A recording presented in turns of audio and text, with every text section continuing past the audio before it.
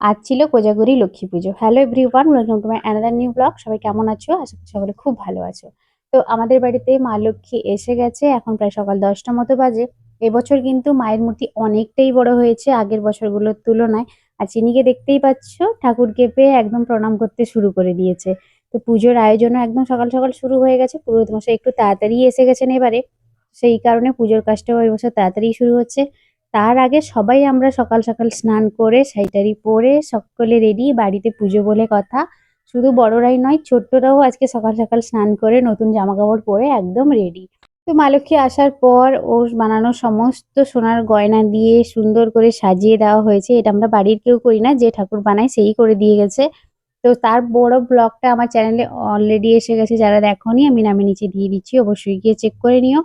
তারপর আমরা পুজো শুরুর আগে সবাই একটু ঠাকুরের সামনে ফটো তুলে নিচ্ছিলাম। আর এখন চলো আমাদের বাড়িতে ঘটোত্তোলন হবে, সেটা বাড়ির পুকুরেই হয়। দূরে কোথাও যাওয়া হয় না। আমাদের বাড়ির পেছন দিকে আছে পুকুরটা, তো সেখানেই আমরা সবাই মিলে যাচ্ছি ঘটোত্তোলন করতে। তো তারপর ঘর তুলে নিয়ে চলে এসেছি। আর ঘর তুলে আসার পর এই যে হলুদ জল দিয়ে পা ধুয়ে দেওয়াটা, এই ব্যাপারটা আমার তো ভীষণ ভালো লাগে। তারপর সকলে অঞ্জলি দিচ্ছিলাম, অনেকে অঞ্জলি দিয়ে দিয়েছে, এখন আমি আর মা দিচ্ছি। এরপরেও অনেকে দেবে, বৌদিও দেবে, রাত্রিবেলা দেবে। এখন আবার না দিতে পারলে পুরো রাত্রে, হয়তো রাত ২টা ৩টা বেজে যেতে পারে। তো যাই হোক, যেহেতু আজকে সারা রাত ধরেই পুজো হবে, সে কারণে আমরা রাত্রিতে দেবো না, এখনই দিয়ে দিলাম। এরপরে কি কি হলো পুজোর সন্ধ্যাবেলার ব্লগটা আমি তোমাদের সাথে নেক্সট পার্টে শেয়ার করব। সো চলো, চ্যানেলটা সাবস্ক্রাইব করে সবাই পাশে থেকো। আসছি নতুন একটা মিনি ব্লগ নিয়ে। টাটা।